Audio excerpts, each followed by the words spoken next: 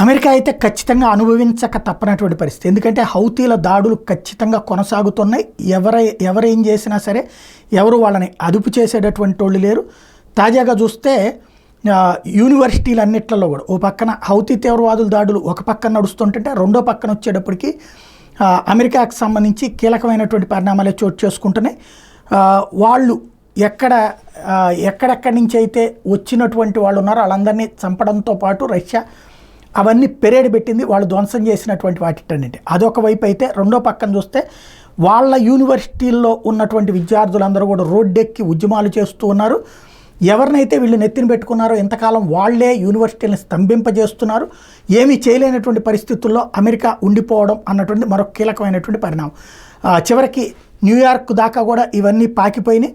అంటే ఉదారవాదంతో తీవ్రవాదులను నెత్తిన పెట్టుకున్న పాపం అనుభవిస్తోంది ఇప్పుడు అమెరికా.